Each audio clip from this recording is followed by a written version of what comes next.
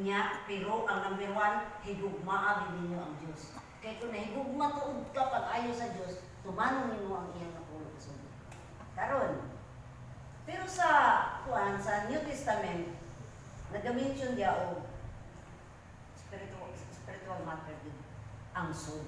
Soul diya ang gikuan. Without Christ in life, go to hell. John 3:18, Acts 4:12. Ewan na may laing ngalan niya tag sa mo kalimutan na araw makaluwas ngalan naman ni Kristo. Sa John 3:18, kung wala kay ang dili kurawat ng Kristo kay gisilutan na. Di ba? Gisilutan na. John 3:18. Sa kuan man siya. Dili ta maluwas pinaagi sa 10 commandments. Kung dili maluwas kita kung mahimo kitang anak sa Dios. John 1:12. Kay si Kristo, sa pag-anya ni Kristo, siya ang fulfillment sa law. Diha kang Kristo ano siya dito, natuman ang napulo kasubuan, kakasubuan. Gi-fulfill, gituman yun ni Kristo ang napulo kasubo para sa ato. Kaya nasubo na kang Kristo, love your enemy, love. Hatag og tay, di ba? Hatag siya tay, hatag og buhis. Dayon tanan, basta tanan. Dili ka, kuan ka nang, wag ito sa Biblia, wag ito na, kuanan niya, na ay ipabura ni Kristo ng babae. Di ba? Diyan ka niyang inahan, sa ilabot mo sa ako. O di ba? So, ang kuan sa napulo kasubo, iya din nagituman, pinaagi lang sa duha kasubo. O ang number one ganyang gibilin niya nga subo sa iyang pagbiya, maulaw. Fulfillment of the law, human failed to obey the law, Christ fulfilled the law in behalf of us. He came because human is rebellious. Rebellious mo yun ta. Sukat pa sa sinugdanan, pag-ani niya din yun, wala tayo labot sa mga Hudyo naman. Tungod kaya ang mga Hudyo, rebellious. Wala magtuman. Tungod tingali kay, bisan sa makita na nato karon. Ang atong mga katigulangan kaniadto, grabe ka nga kung ano. Ipulbi ang mga ginikanan nato sa una. Gabi na sa katong una magsimba kami. Pero grabe ka na akong lulo. Tigulang na siya, pero pagkatungang gabi maadto na ka ng Pasko nito, maadto siya din mag ting sa simbahan, manawag na ba? Yung mag-uban-uban man po kayo, human-og. Kanang pangajit sa, para sa kanang misa bitaw sa Pasko. Bisa digayo. Na ang gidayon ko an kining painit kada balay painit. Kung bagay ko kanang painit. Unya. Kanang Nga to presyo di lagi painit ra. kaon na kay painit naman niya to basta. Painit na. Nakaitik ng tarong kay panihapon mo gani nga to. Unya, kuan kanang grabe kay sila mga kuan. Pero sa kato bisan sa ilang mga bata karon. Sa ato sa karon, wala na. Ang mga bata, ang mga labi ng mga young people, mga kuha na, kanang relax na kaayo. Pareha sa ila sa unang panahon, tungod kay wala nila mainkwentro ang Diyos mismo.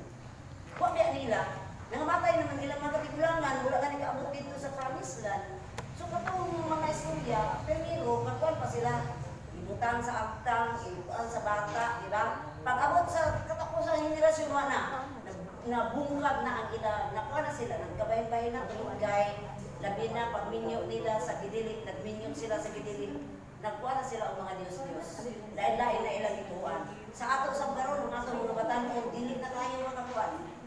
Kita na nasunod na ito ng atong kuan, kini atong obligasyon na nasunod na ito sa atong mga katigulangan sab.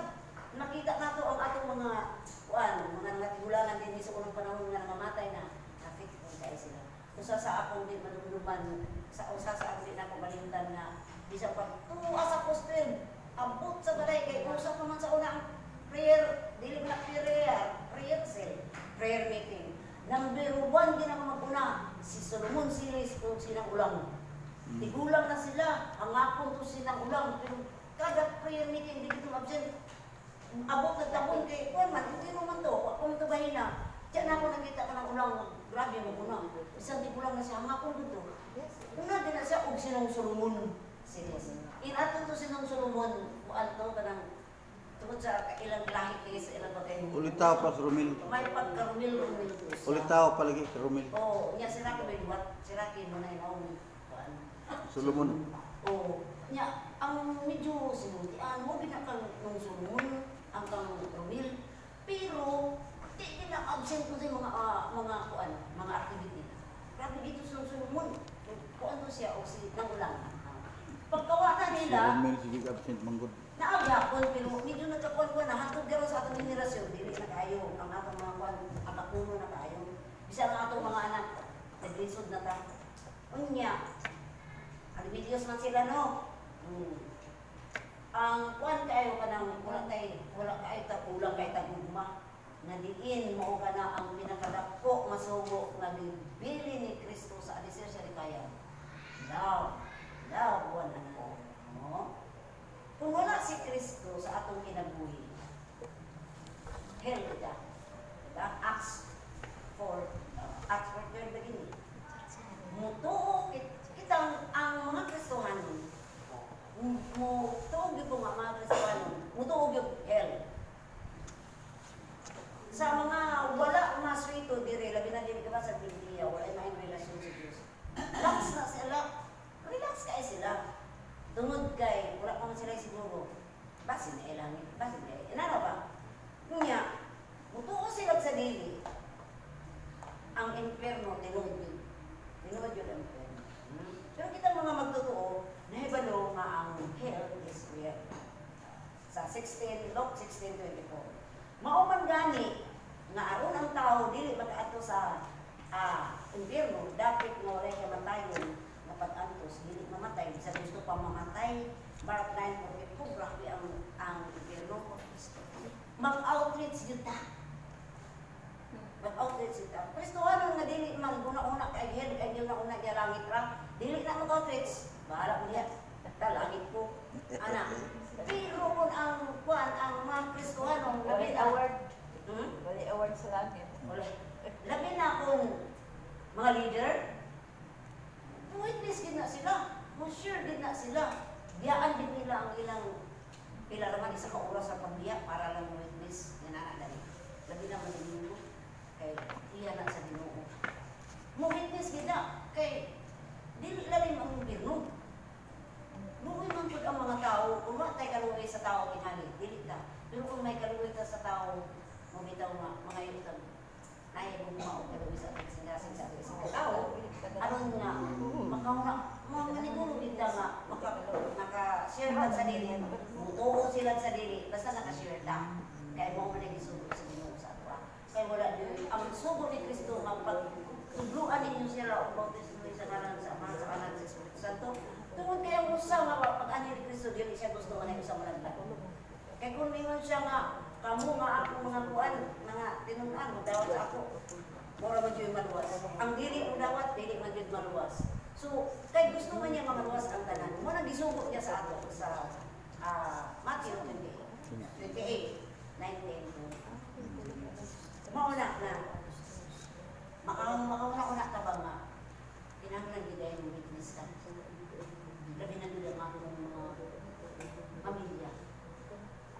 Santo sila nga, ay, ang akong mga parintin, maglalis kami. Di na lang, maglalis man. Kay, ang akong mga sinultian, pare-pepek sinultian ni Kumel. Dito sa amo, sa San Hospital, amo sa Ilan ni Carmen, illegal. O sa amo, sa Ilitaw. Grabe yun. Yun ganito nga, doon na kaysa doon ay di kung diningan yung bali pastor pumuntan niya taga-upol si Nelpa. Paglalis, hindi yung away. Wala ko kay nagbasa. Pagkauman din kinatawa na yun. Inana ka na, naghakak na. Inana ang amo mo sinuntian. Sa bagya, ka lang bahala ka. Inana ba? Magsuko. Magsuko. Pero dili, pagkauman magkinatawa na yun. Sa una ni Kuan, ni Nelpa o ni kaning tamyok, naglanis ni pagkuman. Pero lain pa to, taga din dito, wala. Hilak-hilak na, pero kami, dili. Pagkahuman, magkinatawa na nila yun. Kaya nga, naminana ang amo ko. Nagapuan ko, anak, struggle ba ko, anak, kaya ito doon, maanak mag-yun ko. Magkapangay, kasi ganun usod niya, usod niya, anak. Kaya dito sa ilong muna,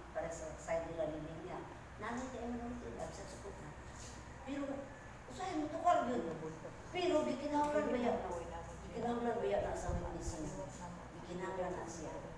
Nung bitaw sa umupuan ko ka lang, puso ko lang maglagot ako kay, kana ba, sige, istorya ng pakos ng, kana bitaw, nagmalaring lutulan, hindi ako ba gadabi, marami ka namin ang, pero ayun, puso ko ka dito, muundan sila, kaya naman ko yung bagis, mo na nga, kay nga no, tukar man ang akong tuan, sinuntian na hindi maunga.